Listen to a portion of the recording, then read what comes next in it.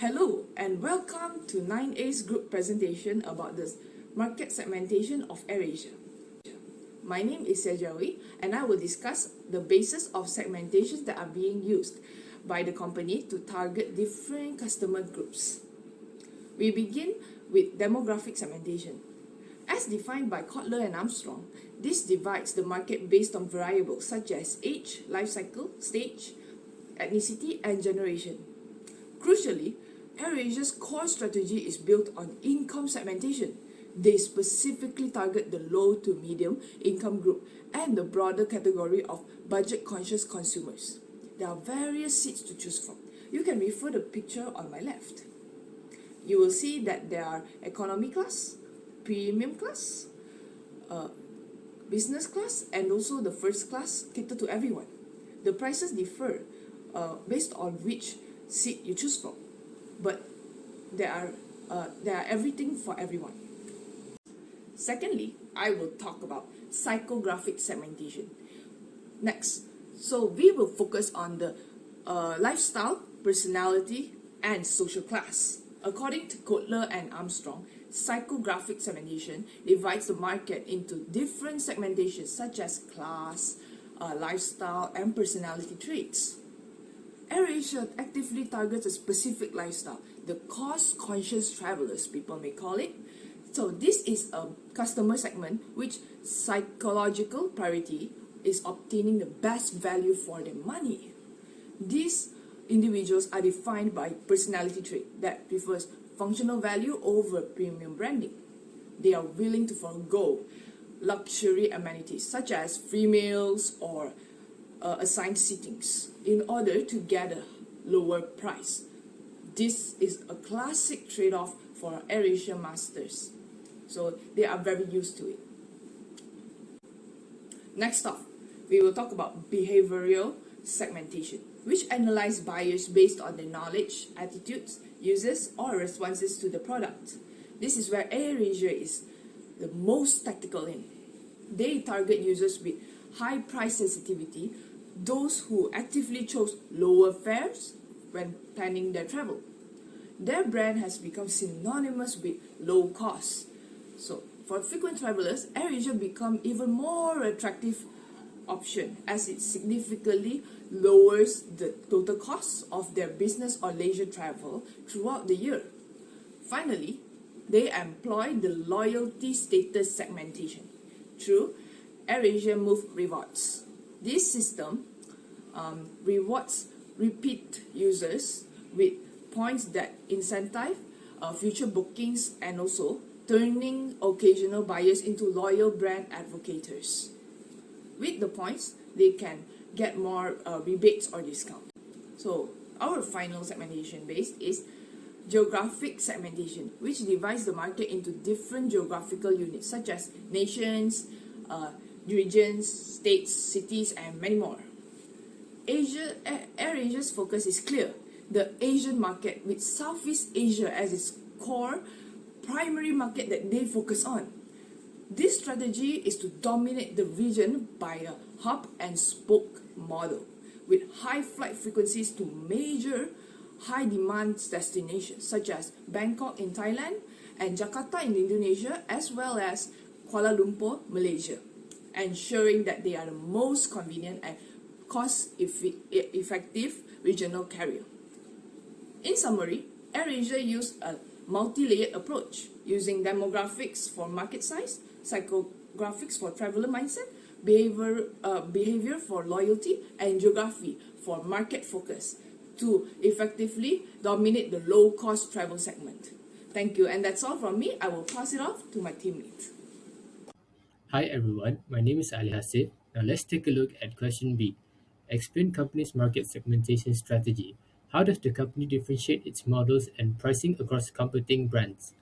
I will be explaining about the core of AirAsia's remarkable success, their market segmentation strategy, and how they effectively differentiate their model and pricing across a highly competitive industry. Let's begin by looking at their foundational strategy. AirAsia employs a concentrated segmentation strategy, which essentially means they focus intensely on one main market niche.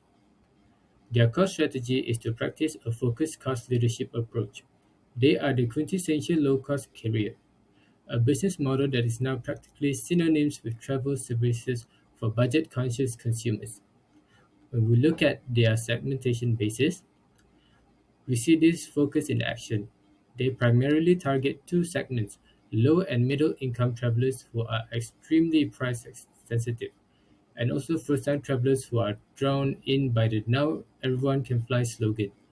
Their entire operation is streamlined to offer the absolute lowest fare, with other services being optional add-ons, ensuring they appeal directly to this group. Geographically, their focus is very strong on the ASEAN region, making them the go-to regional budget airline. Next, we move to the heart of the competitive advantage: differentiation. AirAsia differentiates itself first through its model differentiation, which is the ultra low cost model. They don't just offer low prices, they fundamentally strip the service down to its core. This model is characterized by a single class cabin with high density seating, point to point routes to maximize aircraft utilization, minimal services. Everything from checked luggage to seat selection and in flight meals is unbundled and sold separately. This approach keeps the base fare exceptionally low and maximizes revenue from ancillary services, which now form a significant profit source. Their second key differentiator is their pricing strategy: dynamic pricing. This is crucial. AirAsia doesn't have a fixed price. Fares changes based on several factors, including booking time and demand, load factors, and train data. This strategy is highly effective because it ensures maximum revenue per flight, offering a great bargain during low demand periods while securing higher prices during peak travel time or closer to the departure date. This it perfectly captures their promise. Now everyone can fly. Finally, let's examine how AirAsia stand against its competition. They differentiate themselves from two main competitor types: differentiation versus full service carriers. Airlines like Malaysia Airlines or Singapore Airlines offer a full service model. AirAsia clearly defines itself as the opposite. They compete on price and value, not on luxury or comprehensive service. Their target market is explicitly seeking the lowest fare, willingly sacrificing premium services for cost savings. This clear positioning avoids a direct losing battle with high-end carriers. Number two, differentiation versus other LCCs. AirAsia must also stand out from other low-cost carriers. They achieve this by constantly innovating. They emphasize the breadth of their network, their strong brand recognition, and their technological integrations such as the AirAsia Super App. This super app has transformed them from just an airline into a comprehensive travel and lifestyle platform, offering everything from food delivery to hotel bookings. This expansion into a digital ecosystem allows them to generate non-aviation revenue and build greater customer loyalty than simple point-to-point competitors. Next question, AirAsia notices a significant shift in consumer preferences. Should it revise its current segmentation and positioning strategies to capture this emerging market without alienating its traditional customer base? For this question, I'll be focusing mainly on digital nomads as the emerging market for AirAsia. Since this group is growing rapidly and travels frequently, I chose to revise AirAsia's segmentation and positioning strategies specifically to meet their needs, while still keeping the brand relevant to its existing customers. Now, let's look at the demographic segmentation.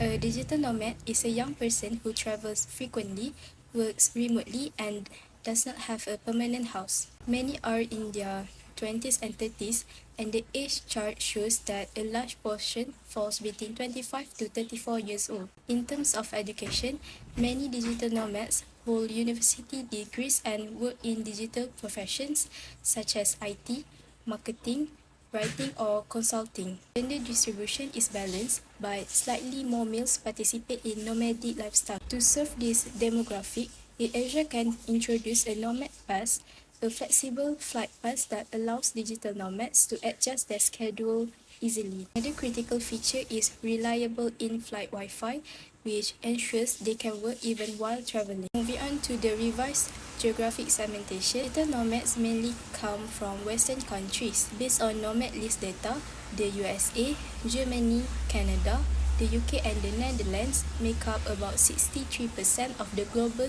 digital nomad population.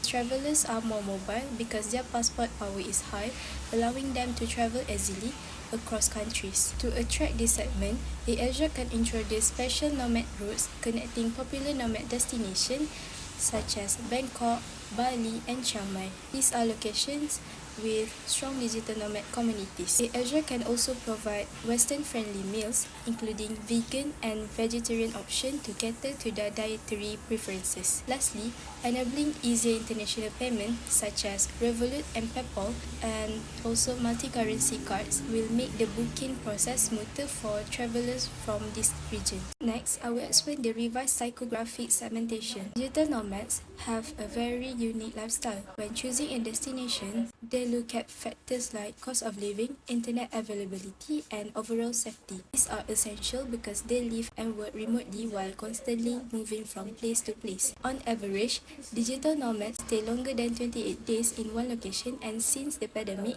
this duration has increased even more. Due to this lifestyle, AirAsia can introduce services that match their priorities. One example is loyalty benefits, such as bonus point or free upgrade packages designed specifically for long stay or frequent travelers. Another suggestion is transportation access. AirAsia can partner with local providers to offer monthly scooter or car rentals. This makes it easier for digital nomads to move around the cities where they choose to stay. Next is the revised behavioral segmentation. Digital nomads rely heavily on technology to work while traveling. They frequently use digital tools to manage projects, communicate with colleagues, and stay updated with work tasks. Because of this behavior, AirAsia can design services that support their digital lifestyle. For example, through AirAsia Move, digital nomads can use the real-time chat feature to receive instant travel updates and even get advice from locals. This helps them feel more connected and informed while moving from one location to another. Based on these insights, AirAsia can reposition itself as digital nomad friendly. This means offering a more conducive travel experience for remote workers, such as better workspace access, fast and stable internet, flexible flight schedules, and complete transportation options. At the same time, AirAsia maintains its core promise of now everyone can fly, ensuring low prices and accessible travel. By keeping the low-cost model, AirAsia can attract digital nomads without alienating its traditional customer base, such as students, budget travelers, and families. So this repositioning strategy allows AirAsia to tap into a growing market while still staying true to what the brand is known for. That's all from me. Now I will pass to the next presenter. Hi everyone, my name is Elwin Chen Chun Tong, and we would like to present the last question of our presentation. How can AirAsia balance global brand consistency with local market adaptation in its segmentation strategy? First, we need to understand what are the AirAsia global brand identity. First of all, red and white visual identity. AirAsia uses a main combination of bright red and solid white colors to represent the color of its logo and symbol. The color palette of AirAsia visual identity, which is primarily red and white colors, bring a strong and intense visual impacts on its targeted audience and potential customers, capturing their attention and creating an unforgettable impression that lingers in their minds.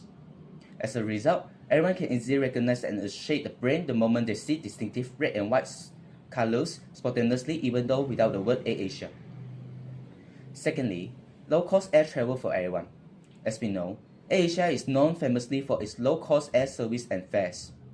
AirAsia is able to provide low fares with no frills to its targeted audience, especially those who are cost-conscious and price-sensitive.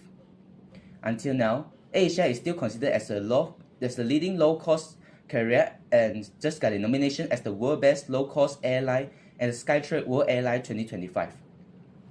AirAsia always hold and maintain a strong and consistent global brand image across international market with the tagline, "Now everyone can fly." By the way, there's another new slogan, "Travel more for less," unveiled by AirAsia Move, or formerly AirAsia Super App, which is a new digital travel platform that offers a wide range of services including flights, hotel bookings, food, and others. AirAsia has made its slogan relevant with its low-cost fare. It successfully builds up its brand image with the most recognizable and iconic tagline in the airline. Furthermore, low-cost leadership strategy and high-efficiency model. As a low-cost carrier, AirAsia has implemented its business model to lower its operational costs as low as possible and improve its efficiency in operating air travel service. For example, AirAsia reduced its operational costs through high aircraft utilization. AirAsia plans to keep its aircrafts flying as much as possible, starting as early in the morning until the final flight ends at midnight. On average, AirAsia utilization per aircraft is 12 block hours per day, while the full-service carrier might do about 8 block hours per day. Last but not least, mobile-first experience. AirAsia has launched an online travel agent called AirAsia Move, which I have mentioned just now. Formerly known as AirAsia Super App, this platform aims to provide a seamless, personalized, and contactless user experience to travelers. Now, AirAsia encourages its customers to perform mobile check-in in AirAsia Move to avoid crowding at the airport. They can scan a visa for the required destination via auto visa check validation, one of the features in AirAsia Move during self-check-in in the comfort of their house. To continue with AirAsia adaptation strategy. Even though AirAsia is a global brand, it adapts in different local markets based on several factors. Firstly, culture and lifestyle. Different countries in Southeast Asia represent different cultures. AirAsia would tailor its marketing strategy to suit local markets' culture. One of the strategies is local partnership strategy. AirAsia collaborates with local partners. They form joint ventures in their respective country to get market information and customize cultural marketing. Secondly, language. Southeast Asia consists of multiple ethnics and languages. AirAsia has modified its service by introducing new AI chatbot, Askbook, in its app or website. Askbook, as the second generation AI chatbot, is also available in different languages as well in order to become more user-friendly. And the third one is income level and economic development level.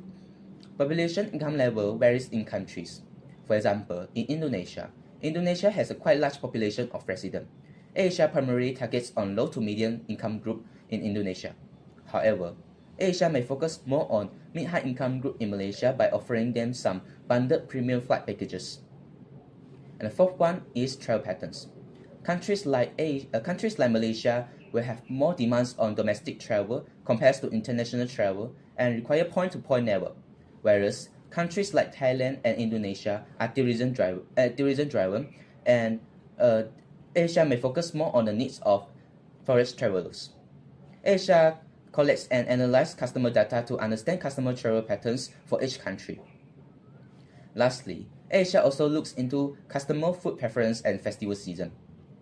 AirAsia can provide promotional deals or discounted price to attract travelers in order to increase its profitability when there is any upcoming festival season or special events in that country. Thank you all. That's all from me, and I would like to pass my presentation to my groupmate. Hi, my name is Mohamed Shafiq Abdul Karim. For this part, we will explain how AirAsia balance global brand consistency with local market adaptation when carrying out its segmentation strategy.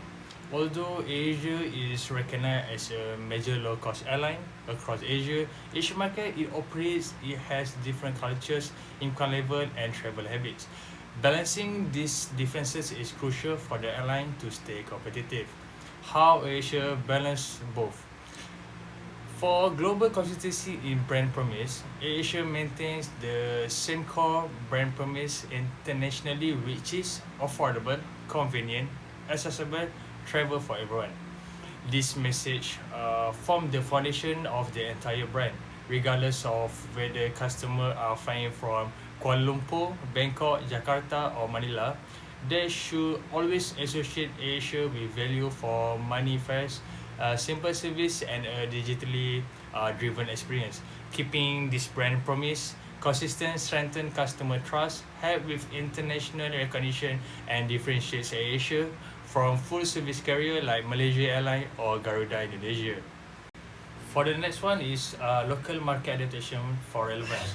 Even with a global identity, AirAsia still adapts to local needs. This is where segmentation becomes important. It will be divided by three. The first one is cultural adaptation. AirAsia recognizes that passengers from different countries have different cultural expectations to stay relevant. In-flight meals reflect local tastes. For example, Malaysia are familiar with Pak Nasi Nasi Lemak. Thai passenger prefer dishes like Thai basil chicken rice, while Filipino traveller may prefer adobo style meals. This option allow customer to feel comfortable and connected to their home culture even when flying.